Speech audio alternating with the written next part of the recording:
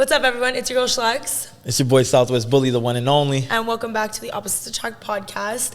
So today we're going to talk about something a little bit deeper. It's going to go a little bit more kind of interview-ish style. We're going to be talking about interracial relationships, both in romantic relationships as well as friendships. A little bit to do with family dynamic.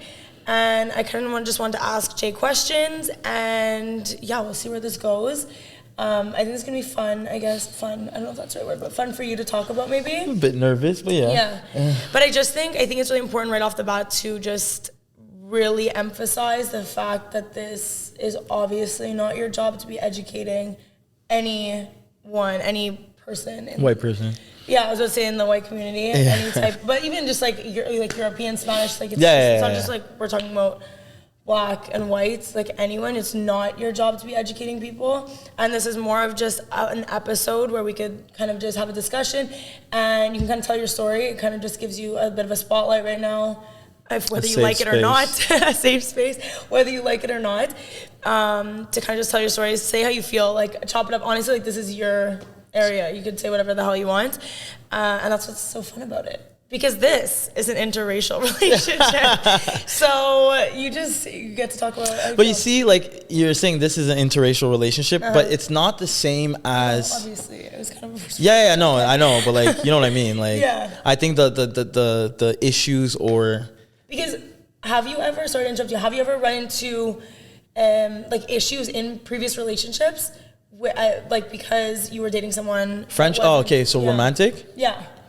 Yeah, a lot of times. Yes. Yeah. Okay. Yes, so then 100%. This will be interesting to talk about because I'm interested to hear. No, I'm saying like even in friendships, no, there are issues when your white friend doesn't understand what you go through as a black person or whatever. Like, there are issues. I know even in my past relationship, I know this is going to be a lot more about you, but even in my past relationship, I did date someone who was black, and there was so many issues that arose, and it wasn't necessarily mostly on my end. It was a lot on his end that he had a problem with, because he's like, you don't get it. But that's the thing. And I'm like, I understand what you're saying. You know what I mean? Like, you're right, I don't get it. But I understand what you're saying. Like, that's because I'm never going to be able to experience things. You don't experience, you don't know what you're going through.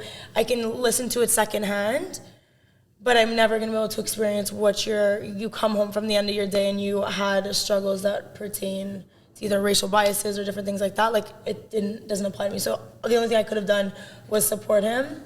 And sometimes that's not enough. Exactly. You need someone who just innately probably feels it, correct? Yeah. Like, just knows it and experiences it. Well, that's why, like, a lot of times I tell myself, like, I enjoy interracial relationships. I've had great interracial relationships. But in terms of if I ever, like I told you in the last episode, I'm not big on marriage. Yeah. But if I do get married, it needs to be a black woman. It needs to be someone. That's what he would tell me all the time. Yeah. He's Trinidadian.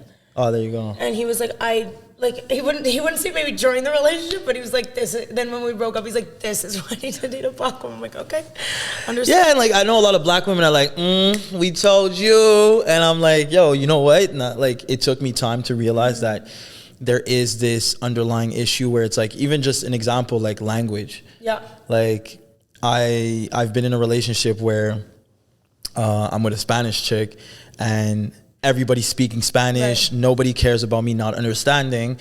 And at the same time, it's like, in those relationships, people expect you to learn Spanish. And I think that's an issue in the world. People expect you to learn French, English, Spanish, but you don't see them teaching you in class Creole, Patois, all these other beautiful languages that black people have and those cultures actually have, and they're not trying to push it onto us because it's seen like Eurocentric. Inferior, exactly. And I think like in a relationship, that was one of my hardest battles, because I actually got a Spanish teacher, and I was living in Miami. I was living in Miami, so it made sense for me to learn Spanish because there was a lot of Cubans, a lot of Colombians, and I was teaching a class where like half of the people were like. And people appreciate that. I think like exactly what you're saying, like the fact that you're open to learning, and I really like that you brought up language, by the way, because I am in a relationship with interracial. It still applies. He's Muslim, Moroccan, and he's Muslim, so it's different religions as well. And I think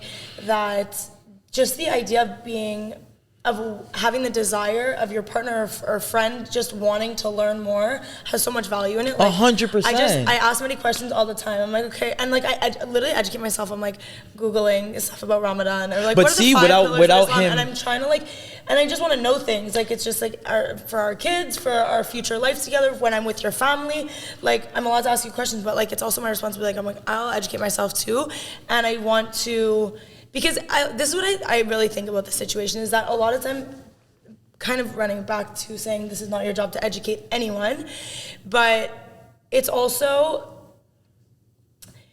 it's my job as someone in, I hate saying the white community, as someone who's white, like the whitest I could get. I'm Swedish, Scottish, and like Irish. You white. I'm, yeah, Scottish and Irish. But it is my job to learn. It's my job to go out of my way to educate myself, and I really do believe that, because it's like if you, for example, you have a job, you have a full-time job, and then you're expected by the world, by white people, by whoever, to also, on top of everything you're doing, you're out, you're working 12 hours a day, you're doing this, you're taking care of your family, you're dealing with everyday struggles, and then it's your job to be out here educating people on top of it. Okay, so let me have 2 jobs then. Yeah. And that's not fair to you, because you, especially if you're already faced with struggles that people like Europeans or white people are not faced with. And to try to make them understand. So then you have a job, then you're already like approaching every day with a little bit more resistance than anyone else in a community, especially like Quebec. Yes. You're dealing with extra things, extra steps that white people don't have to deal with. And then on top of it, you're expected to educate us as well. That's not fair. But that's what's crazy, because during the BLM movement, I remember a lot of things came to light that I wasn't even aware of, that I was dealing with every day. And it's like one of my homies, his wife actually, she's a teacher at McGill, and she speaks on like racial issues and whatever. She's white? No, she's black. Okay. The indigenous community and everything. Like, she just really sheds light at McGill for that. And she would see me, and I would just be posting like, this is going on, this is going on, because everything just came to light. And I'm like, oh my God, my people are going through this. I've been going through this and I don't see it, because it's so normal. And then I was just like, okay, I need to like be a poster child and be like, I was on my Black Panther energy. Like, I need to be Huey P and let people know what's going on. Okay. By the way, Huey P is the founder and the leader of the Black Panther Party. So yeah, anyways, and then I found myself tired and just like beat down, because I'm just fueling like my energy. It's like I'm angry and I'm sharing all these things that are traumatic, and I'm trying to make white people understand and my audience understand through social media.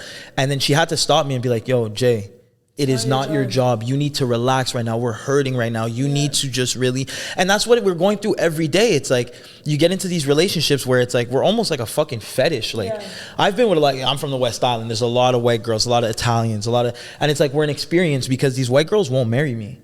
They want to know what it is being with a black guy. Like recently we dropped an episode, and I was baffled, bro. We drop an episode, and this girl hits me up. She's super anonymous. She has no picture, no nothing. She's like, oh, I want to let you know you're a king, this, that, whatever, bigging me up. And then she's like, I want to shoot my shot. I was intrigued. So we started talking, whatever. And she's like, yeah, my sister's she's been with a Haitian man. And I really wonder what it is. I said, I have to try once in my life. Major red flag. I was like, what? Like, what? I'm fucking like, I'm that fucking lollipop at the candy store that you'll taste. It wasn't even that good. Like, no, value me for who I am. Like, you just bigged me up, and now it's just like, it's more of a like, I need to try this to see what it is. That's crazy that she said that.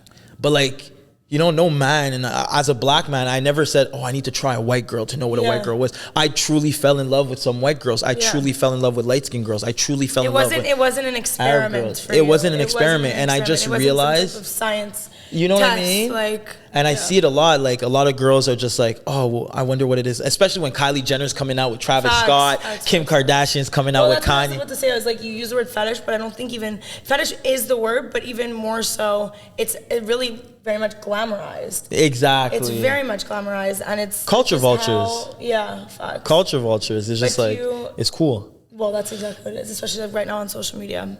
I was going to ask you, so do you think then that I mean, this girl just came out straight up and was talking about a racial bias essentially, but do you think that most people in general avoid conversations about racial bias? Like, do you think people are scared to talk about it? 100%. Yeah. Most people are ignorant of it. Yeah. So it's like, it's just the example of like, if I'm walking on the sidewalk in Westmount and I look the way I look and there's a white girl walking with her purse and she sees me from afar, she's switching the sidewalk. Right. That's an implicit bias. She made this idea in her head that like, he's dangerous. Yeah. He's black, he's angry, he's dangerous. This is not safe. I need to switch sidewalk. Right.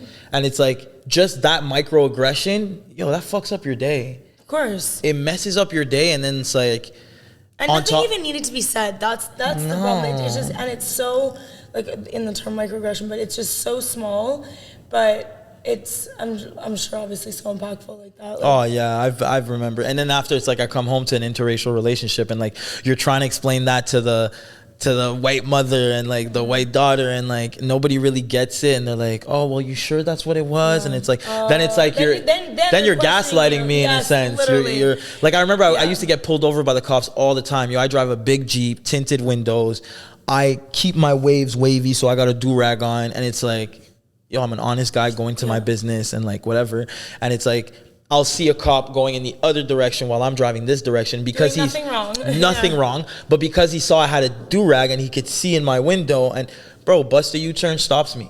I used to live in Mirabel and we're 7 cars at the light. 7 cars. I'm probably number 5 or 6. And I remember there's a cop that saw me. Was I number 5 or 6? Anyways, there's a cop that saw me and he kind of like passed everyone just to get behind me and then pull me over. And I'm like, what? Like, I didn't even do anything. It's just I was black. You know what I mean? So do you think that society desires people that act white then? Oh, well, it's a thing that they'll say to black people, like, can you act more white or can you talk more white? Yeah. Because apparently the way what does that mean? What does that mean? Yeah. Or like, can you talk? No, they'll say, can you talk more black? But what does black mean? Like, white? Yeah. Like, because I'm well spoken and I can actually put a phrase together and not seem like I'm ratchet or ghetto or whatever. You're asking me to talk more black. Like, what is black? If I speak properly, whether I'm black, yellow, white, brown, like, that's just speaking properly. Right. You got some rednecks saying some weird ass shit. Fox. Like, Fox. Just in Quebec, you have some Quebecers that'll say some shit, and I'm like, what? Like, no, we speak proper French or proper English. There's no like speaking black or speaking white or whatever. 100%. So yeah, no, it's been hard. But my biggest issue when I was in interracial relationship is the language. So going back to language, which really surprises me. That really surprises me. Really? It wouldn't be any other type of, because I would assume that that's something that can be easily overcome, which is clearly where I'm wrong. But if I feel like that would be easily overcome because you already are bilingual in and of itself. But it's, well, example, like I was with a Spanish girl, and it's just like, you see how you're like, okay, let me go on Google without Medi knowing and search up, what are the pillars of this? Oh, Muslim. Okay, what does this word mean? Oh, let me make this dish or whatever. It's like you're showing interest in your partner and you're showing commitment and like dedication to make him feel at home. Yeah. Because you're supposed to be his safe space. Like, you're supposed to make me feel at home. I was in a relationship where it's like, okay, yes, I did decide to get a tutor to learn Spanish because I was working in Miami and like everybody was speaking Spanish, and it was just like, okay, we're gonna do 1, 2, 3, go. And it's like, go, I could say eso or I could say dale or whatever. So I was just like, yo, you know what? I want to learn how to really speak Spanish. But then at the same time, it's like I come back to a household where abuelita's there, abuelito, the whole squad is there, everybody's speaking Spanish, and I'm the only black guy in the corner that nobody's really trying to translate or whatever. And it's like I'm expected, and I was expected to understand Spanish. Like, oh, you're gonna have to start learning soon because your son, you're gonna have to start learning soon, this, that. But no one was actually trying to learn Creole. Yeah. I don't care if I'm the minority and you guys are the majority. You guys outnumber me. Like, that doesn't it's make like it any different. If I'm family, can you go on Duolingo and actually learn Creole? Because now it's on Duolingo. Can you actually go and understand the Haitian culture and understand what it is, like what it is being Haitian, what it is being black, and like, can you cook up some of our dishes? Can you do all that? But I have to learn how to speak Spanish, write in Spanish. I need to understand. I need to eat, most Colombian food or Spanish food or whatever you want to call it. It's just like, I feel like even in the educational system, there's no, once again, like you're saying, it's super European and whatever. It's just like, okay, you learn French, English, Spanish. For that exact reason. We know who wrote the textbooks. We know who wrote. You know what I mean? So that's why I'm like, it's hard. And everything like that, but. Yeah, but I guess speaking of that, what do you think about, like, so then how do you expect or how do you ask people, I guess, to make themselves more aware? See, that was my mistake in my relationship. I was asking and I was like, yo, you're not even trying to, look up, like at one point we were supposed to move in Colombia and I'm like, okay, yo, is your family ready to see a guy like me? Do they understand why I wear this on my head? Why I do this for my hair? Do they understand this? Do they understand that? Like, is there black people there? But then after it was like, there was no interest in actually looking into what is my partner going to go through? Yeah. So, and then I'm there getting mad and trying to explain, but it's like, you can't force someone to do something they don't want to do. Absolutely. Doesn't make them a bad person. Something that takes a lot of time and energy and effort to learn about someone else. You actually have to really genuinely care. 100%. If it's surface level, you're not going to. And from what you're saying, it's good that you mentioned the fact that you're like, if we did move to this area, would they accept me? Have they seen anyone like me? Things like that, because I really think that's what it comes down to, because obviously we're not born with hate, we're taught hate. 100%. And ignorance is also at an all-time high. Ignorance is at an all-time high, but it's ignorance can a lot of times be avoided or be lessened, if you will, by if you care, because if you're less ignorant when you care to learn about something. But how do we learn about something? Through exposure. Yeah. And the exact reason you just brought that up is the fact that you're mentioning about, have they ever seen someone like me?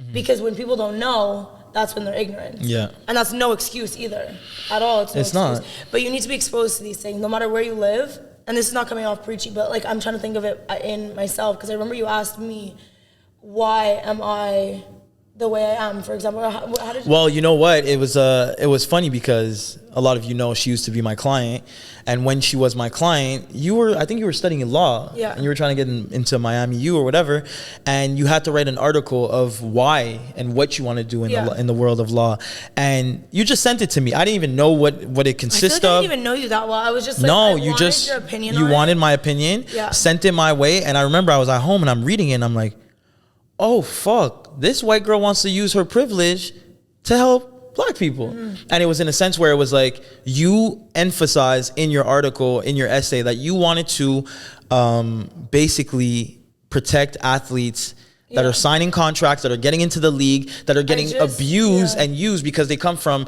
less fortunate areas and they don't really know. I gotta find that article. Yeah, you gotta find it. They don't really know. We gotta post it somewhere. We need a blog or something. What my goal when you're applying to law school, you have to write what your goal is as a lawyer. Like, why do you want to be a lawyer? Like, what is your why? And for me, it was, in the long term, I wanted to make a systemic change to the racism in sports, both collegiate and professional sports, because of the amount of hate. And this, like, the biggest thing I want to say in sports, I could be wrong, but it was, or I guess the most publicized, I want to say the most publicized was the Colin Kaepernick thing when he took a knee for police brutality. But it was even before that I wrote this. And you asked me why I am the way I am and why do I feel this type of way and why do I feel so strongly about it? Because I could have written about anything type thing. And I think it was because I was so exposed to it growing up. Like, it was, despite growing up in Beaconsfield, like, I had all different types of friends. And I look around now and I'm like, you see these different schools sometimes. And I'm not saying it's the parents' fault, because if that's the closest school to you, that's the one that your kid's going to go to. But I think there needs to be much more of an effort from parents to, there's social media nowadays, but there's good things on social media and there's a lot of hate, but I think it's really important that parents do go out of their way nowadays to expose their kids to children of all different races. You know what I mean? Like, just because you live in Beaconsfield, you want to send your kid to that school, but every other kid at that school is white, and then they're going to go to the same soccer practices with those white kids, and then you never see anything different. And then they come to a gym like Bully by Nature when it was open, and like we had a bunch of Beaconsfield girls that were coming in because of one of the trainers, and it's like, yo, you'll be sitting at the, oh my God, you could tell they never saw black people because you're sitting at the front desk and like they do not even acknowledge you. You don't exist. You're probably, they in their head, you're like, you're the janitor. And even though if I would be the janitor or not, like you got to respect everybody from every, like, yeah, it's like janitor or owner or fucking clerk. Like even that's stuff used to make me it used to make me so like, crazy. That in itself is a microaggression. It's literally just like the disrespect to not acknowledge someone. Like not only are you the owner, but to not acknowledge someone when you walk in the building. Yeah, just in general, a foot away from one another and you don't say good morning. But see, that's Quebec though. Like, cause I went to Miami and like, it's not like that. People say what's up. Like they don't know you. They're saying what's up. They're showing you love. It's just like, and also that's another reason why I kind of got turned off by owning a gym in Quebec and Montreal. I was just like, yo, you know what? If I'm going to open up a space, I want it to be in a space where people are used to seeing Haitian communities, Colombian communities, brown, whatever. And it's just like, it's regular. It's not seen as. So that's why Miami to me is like the end goal. And I love that the tight-knit communities that they have one another. For example, like Chinatown. And there's like Little Havana in Miami. Like obviously like Cubans are everywhere, but there's all these different communities, and people find like even it's different, but like Little Italy, and there's Chinatown, there's different areas. A lot of TMR, there's Lebanese people, but everyone just has their different community because when people came here as immigrants, like they did obviously and very naturally flock to want to be with one another, and you move to here with a group which from makes that sense. Country. But that's what's so important. But I think obviously in Quebec too, they really try and whitewash you. And they really back to acting white, but they really try and whitewash you, and then it's really just assimilating into the community. Like they want everyone. Like Canada is really looked at as, they call it a mosaic, because they call the States a melting pot and Canada a mosaic, and I learned this in school. But a mosaic is they say that in Canada they really try and allow you to maintain your identity of wherever you immigrated from, whereas the States, they really try and, it's a very American culture. So a melting pot is people don't oftentimes retain their identity or nationality or whatever that may be. And so I would disagree with that in Quebec, because I think the French just tries to take over. Like 100 now, La Loi 101 and everything, for sure. Exactly. Well, that in and of itself, don't even get me started about that. My goodness. But I think honestly, just it comes down to being exposed to people. You know what I mean? Would you agree with that? Yeah, because if you stay in your little white neighborhood and you never see a black person, you never see what's out there. It's like, but I think it's like it's exposure. But it's like now nobody has an excuse to be that way. Yes, you have social media. You could see the world in the palm of your hand. So it's like, come on, wake up. And most people, like I see all these white girls coming into the gym and like, yo, they were culture vultures, like rocking our clothes, rocking our style, embodying everything. But then after, when it comes to respecting where it comes from and showing love to the people that are creating these things, it's like, oh, it's not even in the gym. That's on a much larger scale. As well. Like we saw. It's like even people. I see people that benefit off black culture, rob a black man, and then put him in a position where it's like, oh, I'm the victim, he's the criminal. Like that's happened to me with someone working in my gym. It's like, stole something from me, I came to reclaim it, and then made it seem like I was the one like enforcing this whole aggression or whatever. So at the end of the day, it's like a lot of people will benefit off the culture, benefit off black people, whether it's doing their hair, selling their clothes, selling their music, whatever. But then after, when it comes to understanding, respecting, and standing up for us, and in where are you at then? Like in relationships, it was the worst. Like, what was your worst? Like, I don't know if you want to talk about, but what was your worst situation, like worst encounter, if you will, or worst situation in an interracial relationship? Whether it was like a friendship, like did that ever happen to you? Did you grow up with mostly like white kids around you, or you were in like a black community? No, there was a lot of black kids around me. There was a lot of black kids. There was a lot of white kids too, but there's a lot of black kids. What high school you went to? I went to I went to Des Sources. Okay. École secondaire des Sources, French school, which was very because of Bill 101. Yeah, if your parents are French, you have to go to French school. No, if your parents are not from Canada, you have to go to French school. Okay, I guess that's what it is. Because I remember I went to a high school called Cooper. I went to an all-girls private Catholic school. Okay, Queen of wow. Angels. Hated every second of it. Yeah. Really disliked it. And then I went to Cooper, which I loved Cooper. Cooper was amazing. But at Cooper, it's run as a business essentially. Like there's no subsidization from the government. So most private schools are, like any of the Loyola, Queen of Angels, Villa, like all those ones are subsidized and paid for a little bit by the church. But Cooper was a fully private school that was run like a business. Like there was essentially like an owner of the school as if. So if you went to Cooper and you were able to pay the money, then you didn't have to follow Bill 101.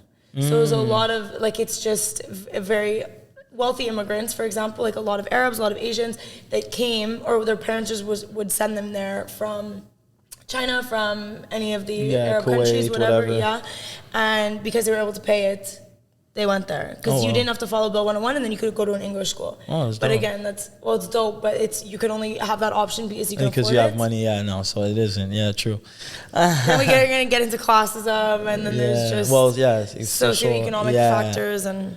Which is a big issue in interracial relations, social economics. Yeah, that's huge because it's like you're going into a privileged family that has all the finances, and it's like, yo, my family started in the negative back when there was slavery and everything, and like your family started in the positive because you sold motherfuckers, you sold black people, you sold mes arrière-grand-père and shit, and it's like, so do you feel like, even if it's not perhaps at the forefront of your mind, like going through your daily tasks, if you will, but do you think at all there's any resentment when you are, maybe not around white people, but like when you're in a relationship and you see the privilege or you see the ignorance even from that white family, for example, maybe not in your past relationship necessarily, but like you said, they were literal slave owners. They were literal. Yeah, it's just like, well, people don't get it because why would a white person have to look into that? It doesn't affect them. Yeah. And that's the issue. So it's like to hold resentment, to be angry. You need to be hyper aware, and you need to care even more, because even if it doesn't affect me, then it's so easy to turn a blind eye if it doesn't affect me, because I don't have to go about my daily life. But I feel like even people that are aware. But if I care, then I'm going to go out of my way to do it, and that's why I do it. Yeah. And I'm not gassing myself up. I'm just saying it's very easy when it doesn't affect you to turn a blind eye. But it's very easy also when it doesn't affect you, even if you're hyper aware and you try your best. There's certain things you won't see. 100%. You won't see, so it's like, am I still gonna take that as a microaggression or hold resentment or whatever to answer your question? At one point when you grow and you understand how the world operates, you're like, you know what? I won't let this define me. I won't let this get to me. I know the reality, and I'm gonna find a solution. I'm gonna find a way around it. You know, so like at the end of the day, like I can't sit here and be like, oh, because we were slaves and this and that, we started in the negative. At the same time, it's like, hey, there's a lot of black wealthy people right now. I can make it happen. Yeah. I just have to get out of those limiting beliefs and that limiting mindset and make shit happen. And like, you know what? I find it very impressive when a black man or a person of color is 10 steps ahead or at the same level as a white person that should be fucking way further. You should be overlapping. Facts. You should be overlapping me. Like, and I see white people like, yo, the fuck, how you at the same level as me? But obviously, I'm sure everyone has seen that video where it's like, okay, step forward, like everyone starts That is so impactful. Wow. But everyone starts at, if you haven't seen it, everyone starts at the line, and there's the teacher being like, okay, take 3 steps forward if your school was paid for. Take 3 steps forward if you have both your parents in the house. Take 3 steps forward if you have a savings account. Take 3 steps forward if you have 2 pairs of shoes. Take 3 steps forward if you have all your books that you were supposed to purchase in your backpack at school. Okay, so these kids are now a dozen feet ahead, a dozen steps ahead, for example, and then they look around and they're like, okay, the teacher's like, look around and see who's beside you. It's all the white kids standing a dozen feet out. That was crazy. But then it's like all the other kids, the black kids. Yeah, I don't want to say black because I don't know who was in the video. But it was all the other kids, the black kids, were now a dozen feet behind them. Now, like you said, having to work double hard. Now let's race to the end. Who's going to win? But you know what? It's still the black people that won. It still was. You know? Yeah, that's crazy. It's true. It's symbolic, but like it's like a tangible way to see that's the way it is for most people. Like we're already starting ahead. So if you're still if you're still lacking, that's how I see it now. You don't have to go through the day like as in I'm in a grocery store the way you would go to a grocery store, and I'm looking around like, and I would remember this because I always thought about this with my ex, but and we would talk about these things because I'm like really comfortable talking about them. Like I don't think there was any barrier necessarily. Like I'm okay to ask questions to the right person, of course. Like if I have a question, I know I could text you or whatever. And if you feel comfortable to answer, you can. But he would always tell me like, when you go into the grocery store, granted we lived in Nova Scotia, so it was not the most diverse area. Shit, yeah. But we go into a grocery store and I don't have to think about someone following me, one of the store clerks being like, is she stealing something? Like, fuck, I'm gonna go to the cash and I'm probably gonna get something for free. Like, because I'm pretty privileged and because you're white and you're just gonna bat your eyelashes. Like, same thing with the cops. Like, this weekend, my sister went through it. She went in the store. She's like, and she calls me. She's like, I just had the worst experience. And I'm like, what's wrong? And she was really sad. She was really fucked up. She's like, I went into the store and then right away, like the guy was behind the counter, didn't really say hi to me. But then as I'm in the aisle, he's right up my ass. And she's like, I was so shocked. I didn't even see him come. She's like, and then she's like, hi, bonjour. And like, he was a bit like, oh, fuck, I just got clipped, you know? And it happens a lot where it's like, you know, I remember we had one of our homegirls back in the day. We used to send her into the store. We're like, yo, go ask the clerk because you're white. Yeah. And it's like, we were saying that and didn't even realize that, shit, this is our reality. Yeah. Like, we actually think we have a better chance of getting something because we have a white friend and we could send them inside and that person's going to ask. Because if we go, chances are, shit's not going to go our way. So, yeah, it's pretty fucked up. Do you think at all it's, like, progressing? Like, I know, like, obviously... Let's say in relationships, I'd say not really. Like from my experiences, I don't know for other people. Like I see a lot of brothers really stuck in their ways. I see a lot of brothers that seem very happy in their interracial relationships. I can tell you, my last interracial relationship, that was a big issue to the point. Like I remember telling my partner, I was like, "Yo, you didn't even take the time, to look into racism and my culture and understanding." And then after, I didn't have time.